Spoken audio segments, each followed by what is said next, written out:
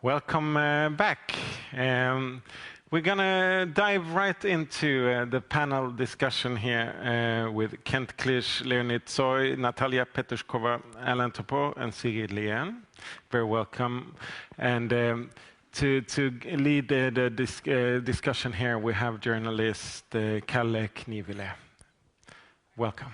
Thank you. I'm very happy, especially happy that we can welcome our Russian visitors, because it was not so easy, I have understood, to receive the visas, and generally it has not been easy to travel in these days. So you're especially welcome.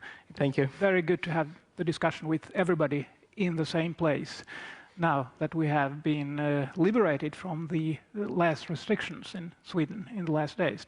So we have Kent Klich, who is a Swedish photographer, and we have Leonid Tsoy, psychologist, sociologist and artist from St. Petersburg. We have Natalya Petukhova, who is working at the Russian Art Museum in St. Petersburg and working with special kind of art that we will hear more about. We have Professor Sigrid Lien, art historian specializing in the history and theory of photography and a lot of other things. And we have somebody who wouldn't tell me how his name is to be pronounced, because he found it was interesting to hear how I would say it. So I guess it is something like Alain Topor. Is that something you would recognize? Right.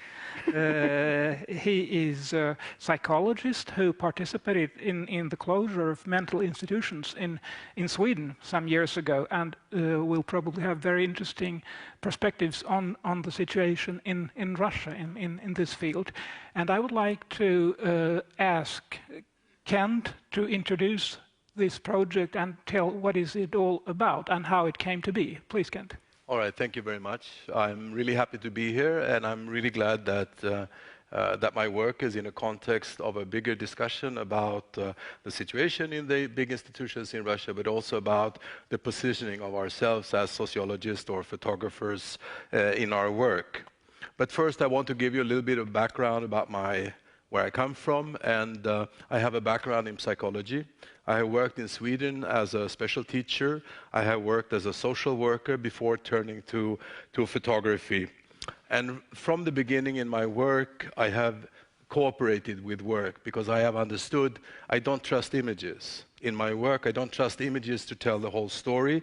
So from the beginning, I've been collaborating with different kinds of people. It could be the person herself who would tell her story, or who would photograph, or who would film. It could be with doctors sharing their case records. It could be with working the archives, working with family images. So I have a long tradition of collaborating, working together with people when telling the story. Going back to Russia, I came there in the beginning of 2000. I was there to take a look actually at the Red Cross work. But what I found was I met a woman who was, and this is really what this story is about. It's not only about the people which are 18 and above. It really starts with the disabled children that are born disabled. Because it was a tradition in Russia to take these children away from the parents. The parents were asked to leave the children, and the children would then live in institutions until they turned 18. The situation in these institutions are usually pretty bad. The education is bad, so people didn't get socialized and didn't get the attention that they should have. At 18, then they were then moved to these big institutions. And when I came there, I met with a woman who had, Margarete, who had an NGO, who worked in the children's institutions, but also had started working in the big institutions. And for me, I felt this was like a historic moment of a possible change of a system. I had worked earlier in Romania with children with HIV and institutions, and so it was like a similar feel that I got. I don't know if it worked out the same way, but this is why I started to work. I was invited by the head doctor for this big institution, and he wanted me to come to document, to tell about, the situation, and as he said, if we could even see minimal changes. He also put an art studio where the residents could come and work. this work could never have been done on my own. I have good friends like Yuri Kuznetsov, Vika, Andrei, Maxim, who helped me many, many years through this work. And then I met Natasha and Leonid in the art studio. And there is also where I met Alexei Sakhnov, who is an artist, and you will see more of his work, which is part of the book that we are going to, and he lives in this big institution. So I was really unsure about what I could do with these images and if I could actually publish them. But when I met Natasha since before, and then I met Leonid, and then he was telling me that he was writing a text about the big institutions, the history, the background, the economy, the violence, the food, I knew that it was possible. So the book is actually a combination of my work, Alexei's works, the drawings, and Leonid's text, which is very, very important for this work. Thank you. Yeah, and Leonid, I have read some of your work, and you explore the power structures in these closed institutions. And something that was striking to me was that most of the people living there you spoke to, they actually say they would like to leave. So nobody really wants to live there. How do you work with this? How can you work with people who actually don't want to be where they are? Well, it's a harsh reality. Can I have my? Oh yeah, I do have it. So. Yeah, these institutions are something unique that exists only in the post-Soviet area now. I don't think in Europe they have institutions like that at the moment. And for these institutions, the relevant concept of Erwin Goffman is the total institution, so-called. And yeah, it's briefly speaking, it is something very close to a concentration camp for the people with different kinds of disability. And it exists almost unchanged since the times of Stalin. And it was created after World War II to hide the disabled people from the streets of big cities. And then it was renamed, and to justify the regime, the closed regime of these institutions, they were renamed, and they became kind of psychiatric, but it's called psychoneurological asylum in my translation of Russian term, which is not very exact, but it makes the link between Goffman's work, Erwin Goffman's work on total institutions, which he calls asylums, and like our the discussed institutions. So yeah, unfortunately I must admit I didn't like have this deep level of self-reflection, of reflecting my position as a researcher, as for example Laura demonstrated in the first part of our discussion. But like my ethical point was to do the maximum I can, not the maximum, but to do what I can to make an impact of changing this harsh reality of these institutions, because my ethical maxima, which I have in mind, is like it comes from Islamic culture, and it says something like, facing the evil, if you cannot do anything, you just have to say something, and if you cannot say something, you just have to remember. So what I do is something in between remembering and saying something.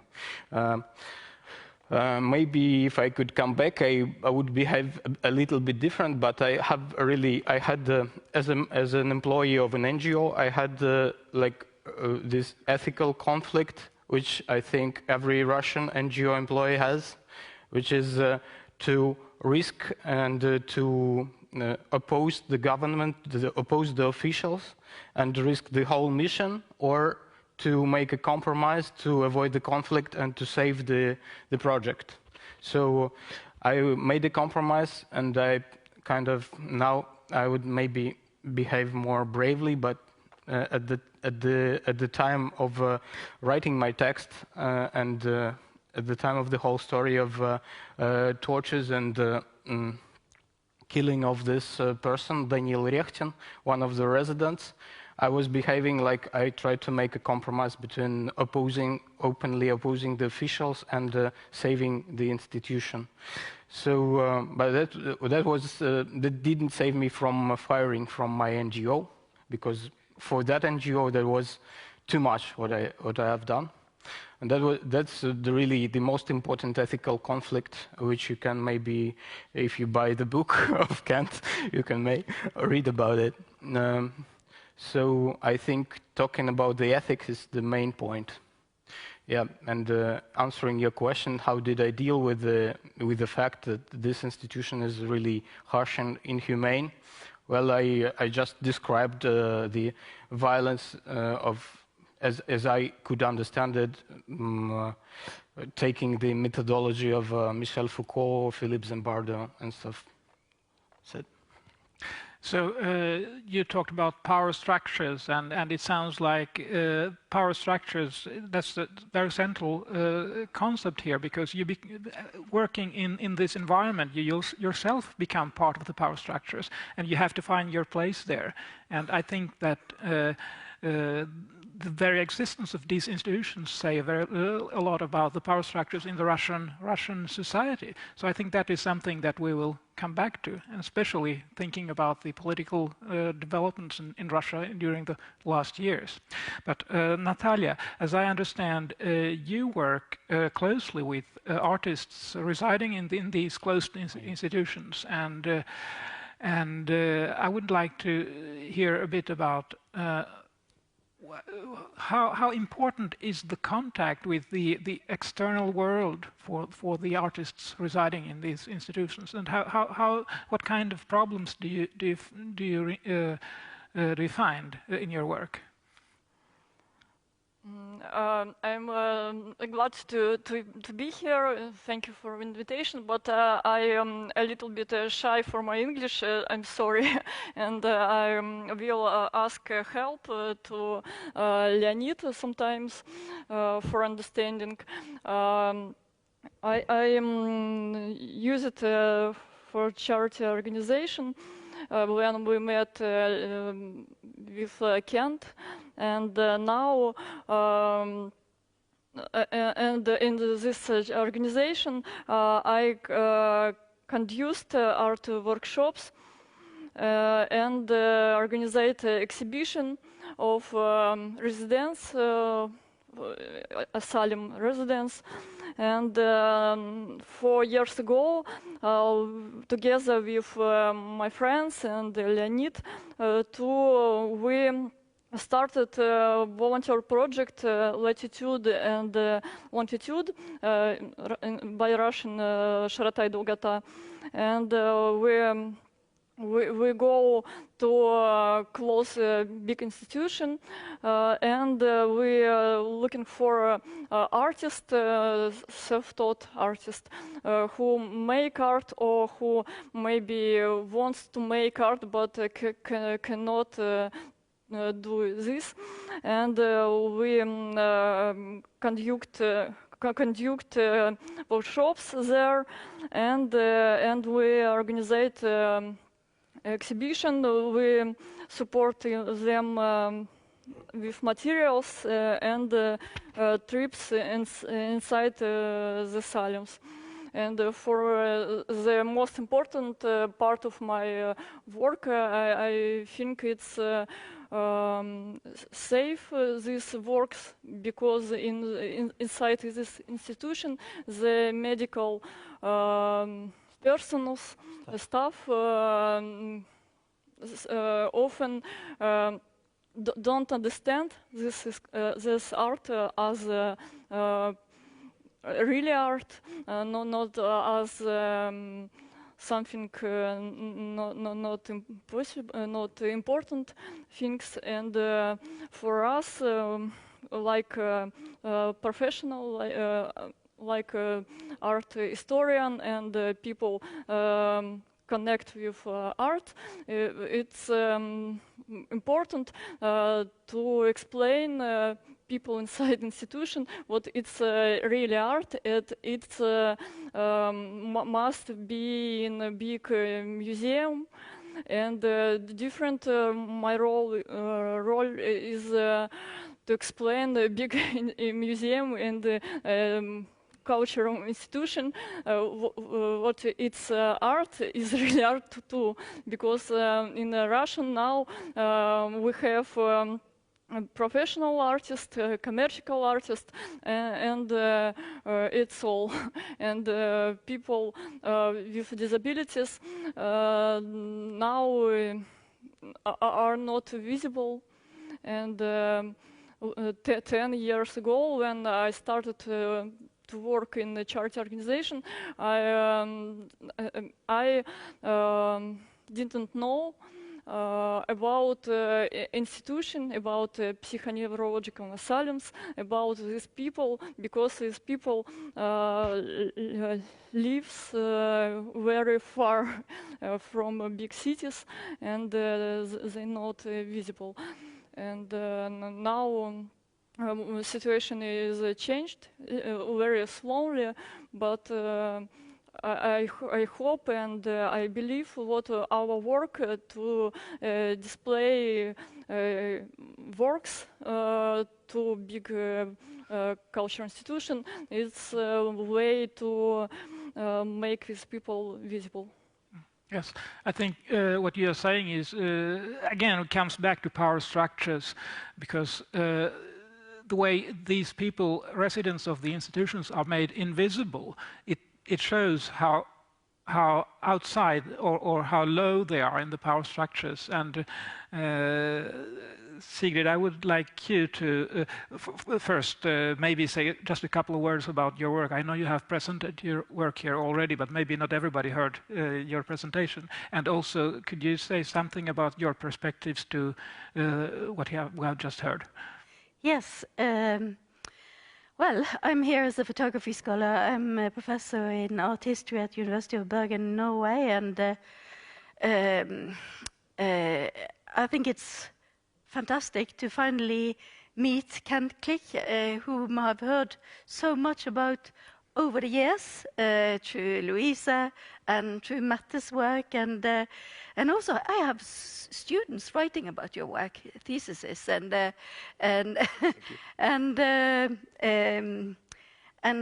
finally also to get a chance to you sent me the book, and I have studied it, and I find it's really touching and beautiful work, and I actually couldn't sleep tonight because I had to. I have to ask him about this and that, and so many questions came up related to photography.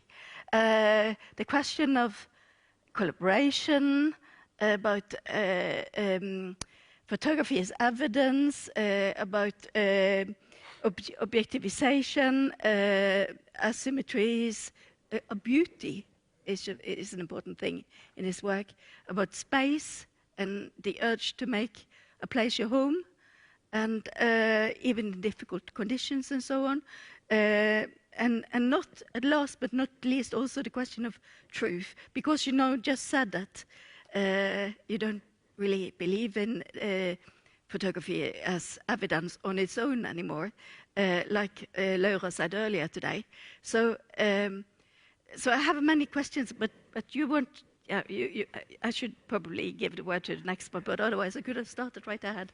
Yes, I think we will have a very interesting discussion, yeah. But it's best everybody just says a few words for the beginning. Yeah. So Alain, you have a different perspective, because you have seen changes in this field, in the field of mental institutions in Sweden during last decades. Could you say something about how the institutions we see in Russia compare to what we had in Sweden for some decades ago, and what kind of problems do you see in discussions about possibly reforming the institutions in Russia sometime in future?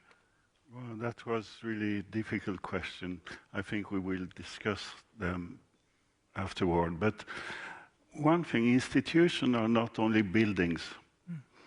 And usually I never listen to the talkers before me because I get so filled up with what they are saying. But one thing, an institution here is speaking English. So we are different person, not speaking so well English, forced to express ourselves like we were more primitive than we are. And I think this is an institution that we don't see, but we live in, and it's really putting a frame to what we think. And as a psychologist, as a researcher, I publish in English. And you have a beautiful word in Norwegian, språkvask. You send your articles to washing. So they wash what you wrote so it sounds good in English. And they destroy everything. But you send it and then you get published. You don't do that in Sweden? No. Yes, but we don't have this beautiful word that språkvask, washing, language wash. This is one thing. The second, I was a psychologist and I left everything with psychology and I started together with some friend a newspaper in Sweden called Etc. And I traveled around the world.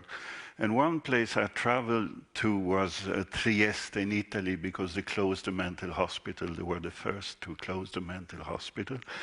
And there I learned something, many things, but I think one of the things Leonid said is about that.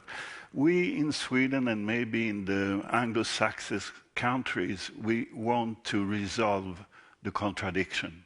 We don't like the, it's fuzzy and so. But in Italy, they teach me, and maybe it's Gramsci behind that, to manage the contradiction. You have to stay in the contradiction, and you have to live in the contradiction, and everybody can shout at you. Like you said, if I quote you right, you said, for a period you were uprising against the institution, but you were also saving the institution. So everybody could criticize you because you were in this position in the middle, and I think this is the only intellectual acceptable position, managing this contradiction, and I would like to hear more about that. What I would like to finish, no, I can't finish. Okay, so in this institution of panel discussion, I don't want to be the dictator, so I really want everybody, as soon as you have something to contribute to the previous speaker, please do. But if you don't have anything immediately, then I would like to go back to Kent and ask about the ethics, which was to be part of this, the topic of our talk. What are the ethics of taking pictures of people who maybe are not able to comprehend totally what it means that their pictures will be published? Yeah, I think it's, I mean, I was formally invited. I still have the letter saying that I could come and I could photograph in this big institution. And in the beginning, I was introduced to all the doctors and to all the nurses, not to the people living there. And of course, I was aware of that. The people living there could not be aware of how I would use the pictures. I used a photographic strategy, which would be very slow. I worked with a big camera, with a tripod, and I would actually go around and sit. And people recognized the camera, so they would point at me and they would ask if I could make a photograph. And that was like slowly how I kind of became accepted without even, I don't speak Russian. And of course, I'm aware of that's a way of approaching photography, but that doesn't take away the decision to actually, I was aware of that they didn't know how I would use these photographs. But at the same time, I felt this moment was a possibility to talk about these people, which were basically, and Natasha said that too, they were unseen. I mean, they were cared of by the state, but they were also hidden away with not the rights. And of course, I had a lot of discussions with, the doctor, Alexander Petrovich, and also. So I felt it was like this historic moment, like a possibility to go in and document something, tell about something which was not widely known. So I made this decision, and of course, I didn't have the permission from the people living there. Do you find it important that this is not only documenting, but this might also have some significance for the future of these institutions. Do you think, does this have an ethical dimension, or is it enough to document? No, I think you always, when you do work which is like complex and historically difficult, I think you always have the hope that it will change something. And by meeting with Leonid and Natasha, you see that the way they are working. So we're trying, and I don't think I would have published this work on their own. I would never have published only these images. So I knew that from the beginning. So I'm always working for allies who have the knowledge from the inside, but also like discussing how can we use this work.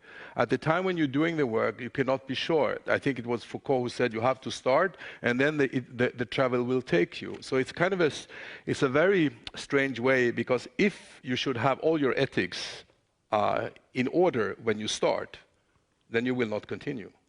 Working with the real life situation and with history, you don't know where it takes you. So it's a little bit of listening to what the possibilities are, and this kind of what I felt, that people wanted to change these big institutions. In Romania, I've seen it happen. It became an example, which was a poor country. The institutions, the NGOs I work with, the doctors I work with, it really became a tool, and Romania actually changed. It's now one of the best countries to take care of people with HIV. In Russia, I hoped that would happen, and maybe I was naive, but I'm often not naive. I hoped that this would be the beginning of a change as well, and that's why I started telling the story. Would you like to come in and say something about the ethical dimension? Yeah, perhaps because my first question concerns your strategies of collaboration, which seems to be a way of ethically countering the potential trap of objectifying the other. And earlier today we heard Mette and Tina Enghoff speak about participatory work, their photo workshop on Greenland. It seems to me that your work in a similar way stressed the value of collaboration. Is that a common denominator in all your projects that you've done earlier as well? And why is collaboration so important to you as a photographer? And how important has it been in this last project? Well, I think, historically, because I don't trust the image, and because I understand that I have one point of view, and even if I try to understand it from different points of view, I think that other people can contribute. Mm-hmm. So I will give you the example from the first book that I made, which was I met Beth in 1983. She was a prostitute and a drug addict, and it's also like I live in Denmark. She lives in Denmark. It's the same country, but it's not the same culture. So like working together, she tells her story. I gave her a camera. I gave her a film camera, so we made a film together. So I'm always cooperating because I understand, and also I have her doctor's case records as a base for what kind of the state or the system wanted to do for her. So I always cooperate because I realize that, I don't know so much. It's very simple, And I think, that's why, the work with Leonid and Natasha for me is like, I couldn't have done it.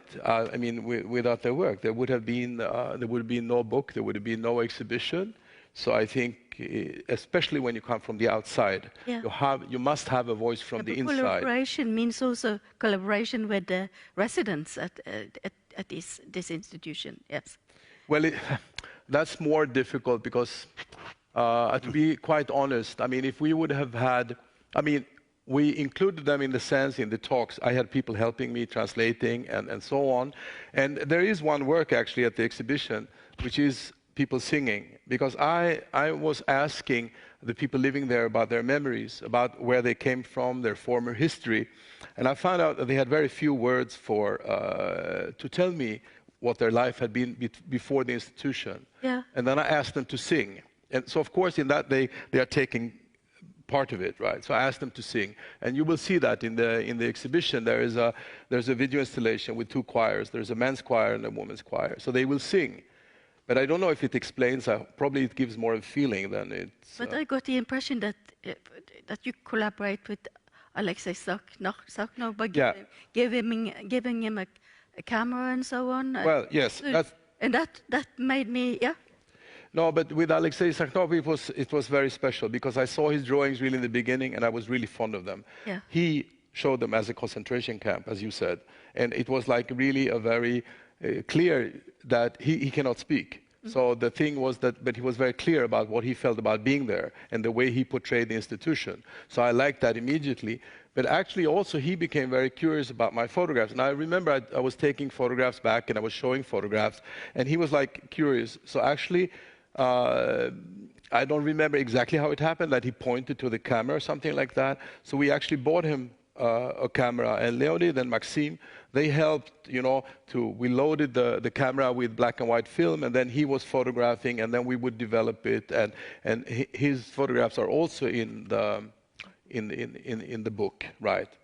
But could I have a follow-up question? Yeah, please. Yes, because as a photography scholar, I'm intrigued also by historical parallels, and what came to mind by that kind of work and giving somebody a camera would be the German workers' photography movement in the 1930s, because they also had this kind of radical idea that people should photograph their own life.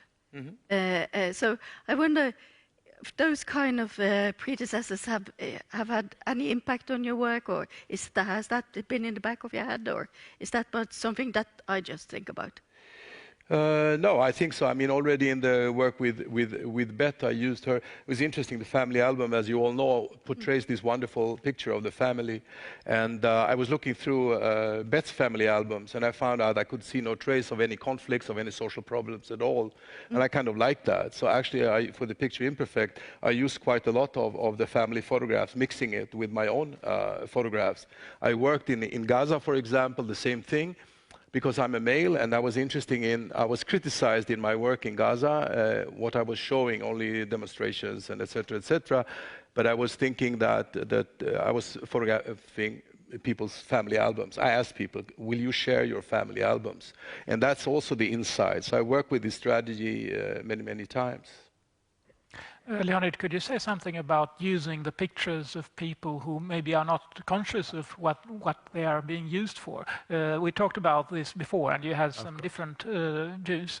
Could you please run my presentation for a moment? Because we have some of them. So in Russia, if you photograph a person who is juridically incapable, it's not only unethical, it's against the law. Because you have to have a permission of his guardian to photograph him.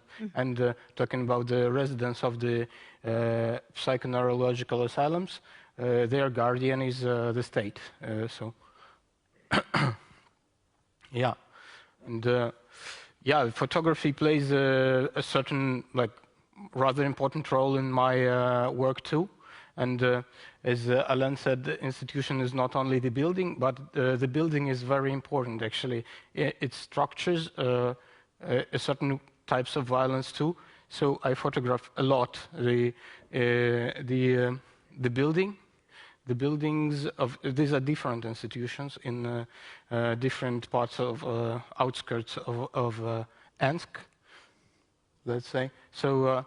And if you compare these walls, these interiors with the work of Kent back from the 80s and 90s, you can see the certain improvement. Now it looks much more like a contemporary art museum in Sweden, but the content is pretty same. So if you look even at the visual appearance of the people, it's quite the same old pajamas.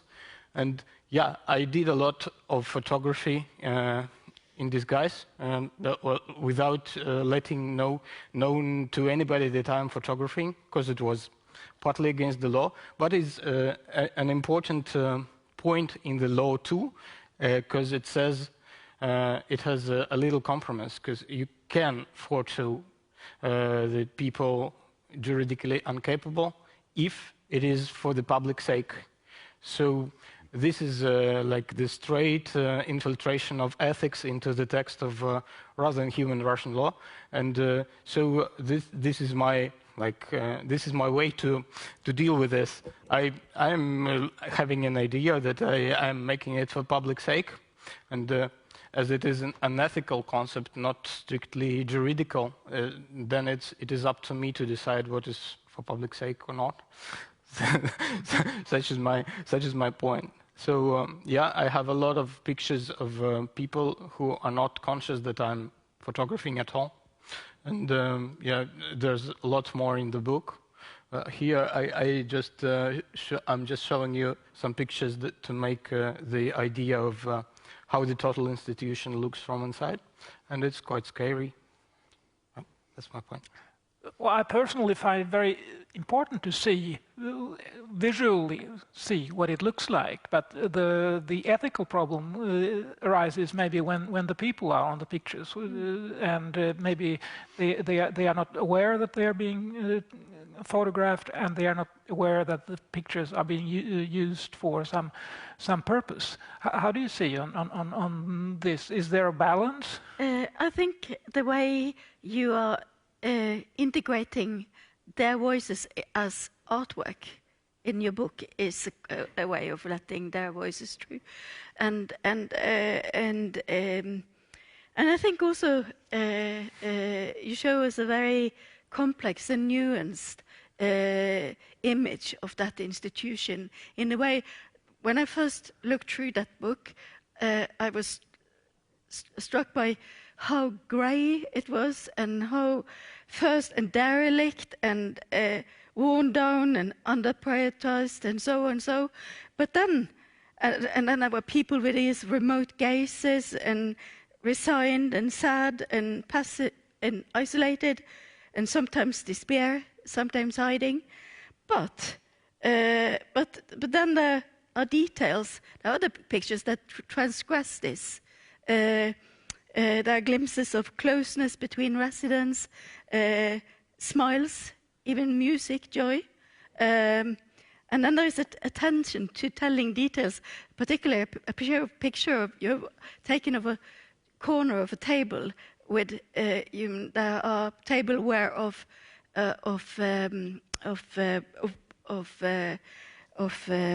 metal and so on, so they shouldn't be broken or so. But you make it into this beautiful little still life, in a sense, and then there are also these juxtapositions between wall paintings of distance, exotic places, and then juxtaposed towards some old battered radiator. Haphazardly. Heating panels haphazardly laying around in front of it. So all these sort of surrealistic scenarios, in a way, disconnected from everything. And there's a beauty and joy in watching all of that too, with all these different patterns of there's that image of the table and so on. So some. And traces like there would have been a picture hanging on the wall and somebody has taken away, somebody has tried to make it their home in a sense, but it's not there anymore. And then there is Alexei Sakhnov's little houses that he built, these beautiful little structures that speak about longing for a place called home, and to be safe and to create your own little world. And I think that is also all these kinds of counter strategies when it comes to the question of objectification, because there are glimpses of other things in these images. And how are we to understand these glimpses of beauty, you think? That was a question I wanted to ask you. Is it a transgression? Is it a way to say that beauty exists in this world, that there's a hope or something? Is that? Well, I think there are two discussions there. The one is when you show some work, will people look at it if it's ugly? That's an old question in film and in many times. So obviously I have chosen a more kind of visual way to show it. But then when you ask about what will the viewer see, then I can only say is this is what I saw, and this is what I saw in my work, and then everyone will be different, and everyone will look at the work in a different way. But this is how I have understood this big institution and the life there, you could say. So then how other people will read it depends on what kind of knowledge they have, and I think that Natasha reads it in a totally different way. That's someone who is not from Russia, and Leonid will read it in a totally different way with your text. So I think it's impossible to tell. In that sense, one listen to other people, but one also have to just to say, well, this is how I saw it, and this is what I felt, and this is how I try to present it, and then people will react to it, and then let's talk about it. Sigrid mentioned the concept of home, and the project is called A Tree Called Home. Why is it that? Well, it's a very simple, it's a quite wonderful story. One of my friends, Yuri Kuznetsov, who actually contacted me in 2009, he had seen the documentary film Bet's Diary that I made together with Bet, and he wanted to meet me. So through Margarete, he was calling and I was coming up, and he wanted me to photograph his old place where he had lived. And in 2009, he was the only person that I knew who grew up in a children's home. He was then taken 11 years old, something like that, to be operated on. It never worked, but it got him the chance to go to school. So he's actually one who lived in one of these big institutions and also got his own apartment and lived outside. It was the only one I knew in 2009. So his father was in jail when he was born, and when he was asking, of course, when he was growing up, my mother, where is my mother? And the people would tell him, she disappeared into the woods. Thereof the title, A Tree Called Home. I have two thoughts in my head. One, I don't agree when you use the term concentration camps about mental psychiatric institutions. Concentration camps were to kill people, at least in Germany during the good old times. Most of my family was there, and they never reappeared from mental hospital. You can come out. This is an important thing about language. The second thing, I'm curious about the future, because closing a mental hospital is not difficult. If you remember Ronald Reagan, he did it in California. He threw out the people on the streets, lowered the taxes, and that was done. So the interesting thing is, and I'm curious about it in Russia, what is possible to do about it? Because in Sweden, we have still some kind of welfare state. So the people we took out from the mental hospital, they were given a home, apartment, a flat. They were given money every month so they could survive. Sometimes it was a tragedy, but many times something started. In the United States, they were homeless and they died. But in Russia, what is the possibility? This is one question about ethics I'm thinking of. Just I was in Moldavia for some years ago about a project of closing the mental hospital. And nobody wants to get out of the mental hospital because they give you food in the mental hospital. You have a bed, you have a roof. Outside there was nothing. I have to comment on the terminology, why I use the term concentration camp. It was not me who invented this term and who applied this term to this type of institutions, because there is an American anthropologist, rather famous, Lorna Rhodes, and she's analyzing different types of total institutions. And so there are institutions, for example, prisons and mental hospitals, which the general concept of such an institution is to transform people. We're taking people from the society and we think something is wrong about them, and then we transform them, correct them, and then we throw them back to the society, repaired and well. And there are certain types of institutions that just take people from the society, and that's all. That's the whole idea. We're just taking them from it, like to clarify the society, to make it pure. And in these institutions, people are simply held and not transformed, and they just live there. This is why I called them, in my text, I call the people who live in the institution of psychoneurological asylums, which are different from the hospitals, because this is not the hospital. They are not curing people. They're just taking them and they just continue to live there until their death. The camp is you can tell, the sociological, anthropological term for this type of institution. It's not, of course, I don't compare it to the Nazi concentration camps, and there is a special term for that. I don't know how to translate it correctly in English. It's like extinction camp, like Auschwitz-Birkenau, and I know the difference quite well. These camps, the psychoneurological asylums, are of course not designed to exterminate the people. They just they take them to clarify the society from a certain type of innormative individuals. So this is what I think it's important to come out.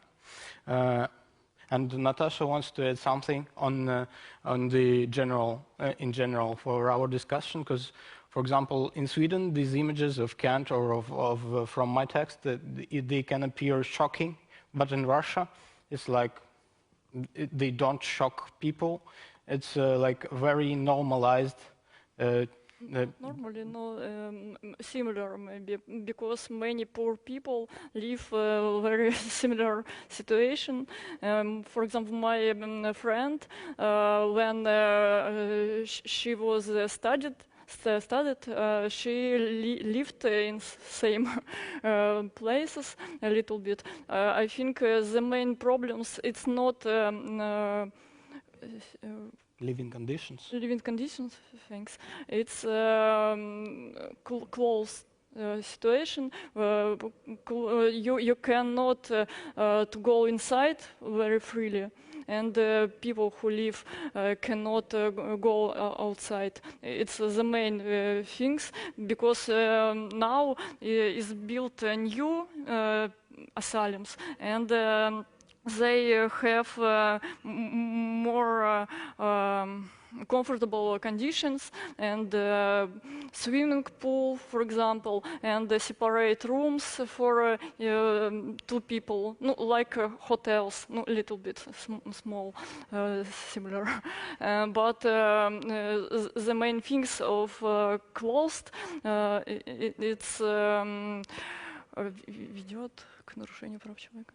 So Natasha wants to say that the limitation of mobility, the restrictions on the liberty of movement, that's the most important problem regarding these institutions, because this closure, this how to say, like discrete, this leads to the violations of human rights, like not the living conditions, but living conditions are also can be very harsh.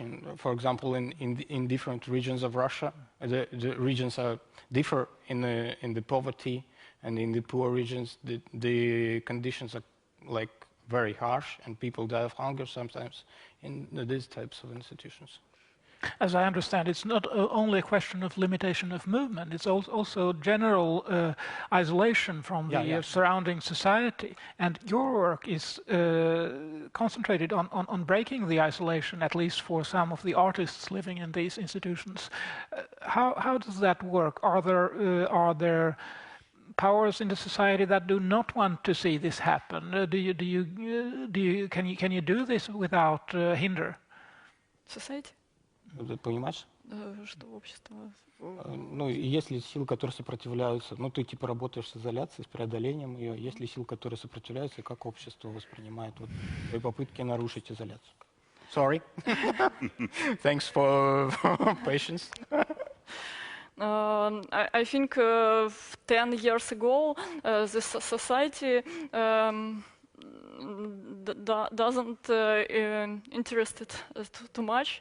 It was like other problems, no, because people want to change own life or not a different person, and now we can hear more information and more people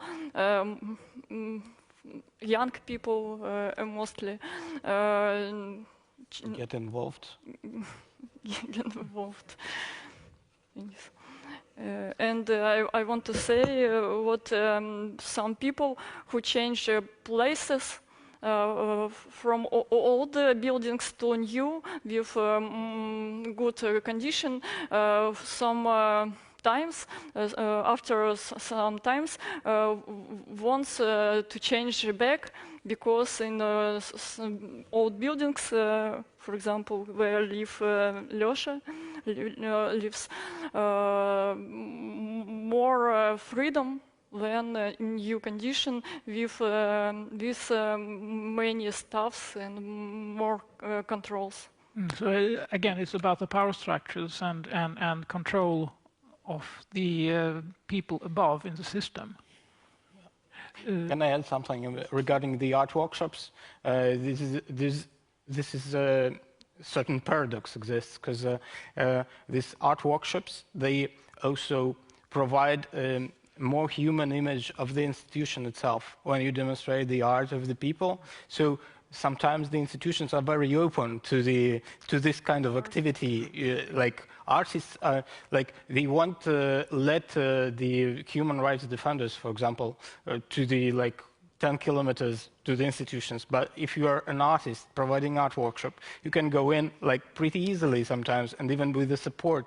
So this is a very good way to make some, I was just saying, to make a little revolution there.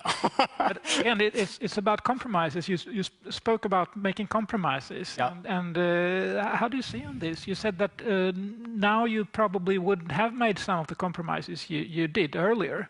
What has changed? Yeah, I would maybe behave more bravely, because the situation was could you please go back to my presentation, if it's possible? So the situation was we worked in the art workshop, and we had some of our clients came to our workshop gravely beaten with the traces of violence on their faces. I didn't have to undress them. I just the people appear with wounds, and so I said we have to do something about it. I said it to my chief, and so, but other employees of our NGO, they dissuaded me to address for example, the police or the organism who have to deal with violations of the law. Sorry, that's not for sensitive audiences. So, sorry. Yeah. So. For example, in this photo, you can see the traces of violence on the visitors of our workshop. So, and I listened. I agreed to not to address immediately the officials about the situations of violence. And this actually, I lost the game. If I maybe were a little bit more brave and behaved as my ethical ideals dictated me, maybe I would even maybe I would still work there, for example, because in fact my compromises led to my revocation, and this person died. So this is rather grave. So sometimes you don't have to, you have to avoid the compromises. You have to just act. Yeah. These pictures make visible something interesting, the two faces of the institution. They want to show something on the outside, and the reality may be something completely different on the inside. And that's also an ethical question about the pictures we show. Do we know that these pictures are true? Did you want to say something, Sigrid? Yes. Because I really had a question for you. We talked a little bit about photography and truth yesterday, a little bit. Oh, No, we had a chance to say more, but I mean, during the 1970s and 1980s, there were all these photo theories that say that photographies are constructions, and they can lie, and they can also be reliable as evidence, and so on. And then they are seductive, but they bring forth truths as well as lies, and so on. So So are photography to be trusted at all? And then there's the question of the post-truth condition, which has to do with the digitalization. And according to this Swedish philosopher Åsa Wikforss, we are now on the verge of a situation where people's view on facts is colored by their cultural and ideological situatedness. So, and some photographers seem to act on that situation. Like we talked about Jonas Bendiksen. In Norway, there's much talk about a documentary photographer called, he's actually a Magnum agency photographer who has, he had made this very, very fictional story about a town in North Macedonia that they make their living on producing fake truth.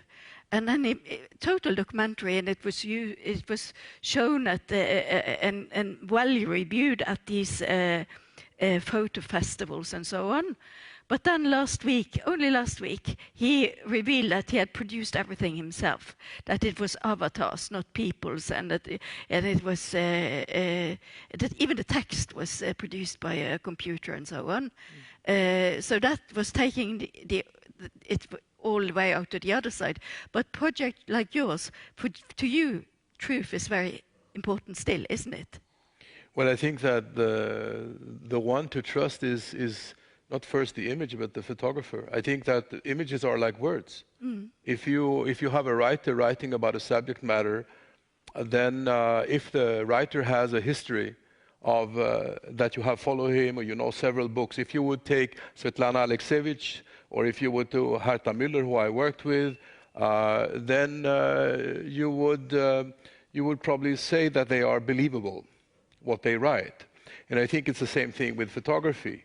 I think it's very strange that we have this discussion about photography right now. I mean, for a long time, even the famous Fallen Soldier by Robert Capa, we know that it was like arranged. So I don't know why we are still talking about if we can lie with photographs. I'm really surprised, because I mean the Bendiksen thing, he can get away by doing a provocation. Okay, fine. But I'm not surprised. I'm not even, I mean, for me, I know that you can lie with images, and I know that you can do whatever you want, and you can combine, and you don't know if the truth. So the only one who can kind of share the work and you know, truth is a big thing. But the way I saw it, it's only that if the photographer has some kind of credibility. And it's the same thing with words. I see no difference actually between words and photographs. And anyway, it's a choice. I mean, I don't show all the photographs that I have taken. I take a version which kind of corresponds to my experience. And that's the only thing I can stand for. So this like the truth, but nothing but the truth, forget it. But I don't understand why we still discuss it. I don't get it. But we can discuss the photographers and the writers and the psychologists, right? And the art workers, right? Because what we show is a slice of the world, right? With our eyes, with our view. The pictures we have seen here and we're seeing now, they say something, even though, as you said, the institution is not the building, but it is also the building. Now, when you look at these images, what do they say to you? And do they compare in any way to what we had in Sweden in earlier decades? Well, I think there was a vice president of the United States who said that if you've seen one slum, you have seen all the slums, Spiro Agnew. And when I see those pictures, it's very strange, because the strength of the picture is the context. Most of the people are put in context, so you understand, you recognize people in Swedish institution because they are in the same context. The difference, of course, there may be more poverty today. Swedish institutions are better off, but it's the same. And it was the same when I started to work in those institutions. The impact of the images, the photo here, is that you see the person in context. And what psychiatry is always doing is putting people out of context. I take you into my room and I think I will find the truth about you. I don't go out with you to your home and see what's like. So I think this is one of the great aspects of the photo I've seen, is just putting people in context, and then you start to see them, not as schizophrenic or but somebody in a situation, and that's really heavy. You have to see these institutions also in the context of the society which they are part of. And exactly as you said, there are different ways of abolishing these institutions, and they result in different ends for the people. And well, the Russian society is changing in the last years in a way that is not probably not conducive for better conditions in these institutions either. How do you see on the future? What is do you see any possibility for improvement? That will be my personal point of view, and in a large that will be a large speculation. But as I see those institutions, they won't be changed if we don't have the very serious changing of the political regime, because they are important, and everybody in Russia knows you should avoid getting into the police station because you can be tortured and killed. Everybody in Russia, everybody who's no matter you support Putin or not, but everybody knows you don't get to the psychiatric hospital because you can be tortured and killed and raped and stuff. So this is a very important institution to create public terror. So they won't be changed. They are good. They are designed very well for public terror. And the isolation from the surrounding society is part of the design. Yeah, of course. It's not a bug. It's not a mistake. Yeah, it's just they are existing from Stalin times, with the little cosmetic changes. So. Just a reflection. I think in Sweden we abolished the mental hospitals, but suddenly so many Swedes want to have a psychiatric diagnosis. So I think people here in Sweden are getting the institution in the head. You cannot see the buildings anymore, but it's in your head. You're talking psychiatric. And around in the cities like Landskrona and every city, there are micro institutions, small institutions where you go to talk to somebody, where you go to take your medicine, where you go and have fun together with others with problems. And you can see in the city, you cannot see, but there are a network of micro-institutions, so you don't need the big institution anymore in Sweden, I think. And it's invisible, and for photographs, it's challenging how to picture Swedish reality. Next work. And what does this say about our society, this change? Oh, Foucault could talk about it for an hour, but he's not here, and time is out. So well, we have 10 minutes. Oh, 10 minutes. So please, you can answer that question. No, but I wanted to return to. I'm torturing you here, but I wanted to ask you about longevity and time, because Laura said today that in order to show solidarity, you have to devote time. And in relation to the Middle East, she talked. But it took you 20 years. Why did it take so long?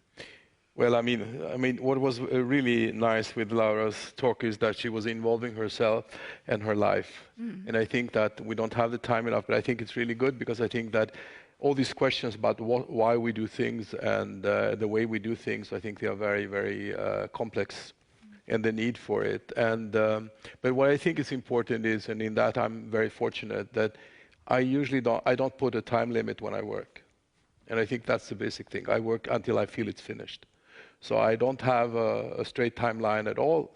At the same time as I've been doing this work, I've done, I don't know, 2 more books with Beth. I have done 1 book with homeless people. I've done 1 documentary film. I've done 4 books from Gaza. So I think it's it's difficult to, there's not a straight line in what we're doing. There are many ways coinciding. And I remember one was asking, because I also worked in Mexico during a long period of years, and someone was asking, I think it was Salgado, he said to me, but why didn't you go to all the big cities around the world? And I said, yeah, there are many reasons. First, I believe to stay in one culture. If I work, especially if I come from the outside, I want to stay in one culture. I don't want to go to different cultures. That makes it too complicated. But then I said, you know, I spoke a little bit Spanish. I like Buñuel a lot. Buñuel lived in Mexico City. I had traveled there before I became a photographer.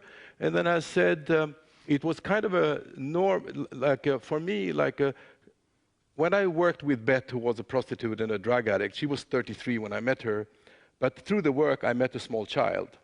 So it was like on a mental level, it was not so strange for me to go from Beth to young people living on the streets in Mexico City. But that was my personal reason, right? So, and then I said to Salgado, you know, it's cheaper to fly to Mexico City than to Rio. So I think, for example, that there are several reasons why we're doing what we're doing. Again, a little short thing about that, and I think that's why I come back to institutions and why I come back to people who are living in difficult situations. And I think it comes back to my father, because I'm a kind of although I'm born in '52, I'm a child of the Second World War, because my father was Polish. At 17, he was taken to the concentration camps, working camps, whatever you want to say, but he got out in Bergen-Belsen, and then he came back to Poland, but the Russians were there, and he didn't want to stay there, so he escaped on a coal boat. He actually arrived here in Landskrona, which is very nice for me to be here. And so anyway, he created a big life. So I think that he didn't tell me so much about his, about his histories. I thought that he didn't think that we could understand, and he wanted to spare my mother, who is Swedish. And so I think that I got curious, and I was reading a lot, and of course he told me some stories. But maybe there's another reason, which is on another level, that, like I worked in institutions in Romania. I thought it was wrong. I thought the people didn't deserve to be there. The children didn't deserve to be here. I don't think that the majority of the people deserve to be here either. I think that a lot of these people could live, in some kind of with some support on their own or with other people. And I think that's another reason why I do what I do.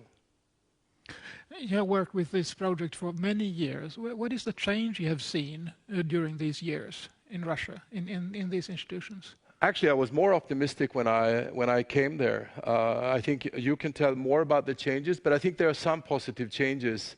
I think it's been taking a long, long time.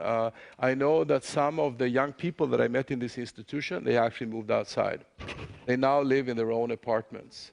So I think there are some changes. I know people are also working, supporting people who have, some different kinds of problems so that they can live and stay outside of these big institutions. I know, for example, that Sweden was very involved after the Glasnost and all that, was very involved in the work in the St. Petersburg area, in two areas, in the pollution questions and in the social areas, right? I know that they wanted to change the big institutions. That was the hope for the Swedes, to help change them, but I think they gave up. And I think that, but Bengt Börjesson, who was a professor of social work, actually did quite a lot of work in St. Petersburg, where he worked with organizations who wanted to counteract this belief that children that were born disabled should be taken away from their parents and left in institutions. And they were quite successful. So of course there have been changes along the way, but I think maybe Leonid and Natasha knows exactly more about what's going on right now. But there are some positive changes. But I know like a little bit about one area. I don't know the rest of Russia at all. I can't tell you about that. So Leonid and Natasha, what do you say? Natasha wants to say something. Yes, I can thank you for her. Yeah. Certain. Yeah. So, Natasha wants to say in the way of changing in the Russian system now. So after the increase of the public attention to the system of psychoneurological asylums, Now in 2018, they declared the intention, the government declared the intention to deconstruct the PNIs, but it finished with the now every PNI, every asylum in St. Petersburg at least has a public relational department. And they have Instagrams like with very nice photos of the staff smiling. So this is, but in a way it leads to a certain they are becoming a little bit more open. And another thing is like a little personal change, like for example with Alexei Sakhnov, whose work Kent used in his book. He started to make films and photos just only because of the Kent's attention to his work. And he filmed a huge amount of videos, which then was taken by a certain volunteer and used as her personal project. And now she's receiving like cinematography awards for that movie, telling she's the author. But that's the whole different story about the ethics too. But you know, but for Alexei, the situation changed. He's now allowed to get to his, at least to his exhibitions openings. You know, so. Yeah, and to add just a little remark, as we speak now, there's our colleague, human rights defender Valentina Chupik, who is detained in the airport of Sheremetyevo in Moscow, facing the deportation to her home country, Uzbekistan, and there she's menaced by death. That's what I wanted to say. Thank you for your attention. And you said earlier that any fundamental change in these institutions would require that the Russian society first change, and that doesn't seem very likely now. So, Leonid and Natalya, what is it that makes you go on with your work when you see that any fundamental change is not possible at the moment? I have a metaphor. Like, if there is a storm, there's plenty of fish on the shore, and if you see someone who's throwing the fishes back to the sea, he will never throw all of them. And you can ask, what is the sense of what you're doing? And the sense exists for those which he can throw back. So we can throw someone back to the sea, like at least 1 or 2 persons, and it's worth it. That's very important to think about, and I think that is. And one little remark you said, like the changement of society. I would distinct society from political system. I said it requires more like a change of the political system. Society in Russia is not that different from society in Sweden, I believe, at least in the big cities. Thank you. The society is ready for change. Unfortunately, we have some political issues. Thank you. That is all we have time for, I think. And I think everybody should go and see the exhibition when it opens. Thank you. Thank you very much. Thank you. Thank you. Good job. Thank you. Thank you so very much.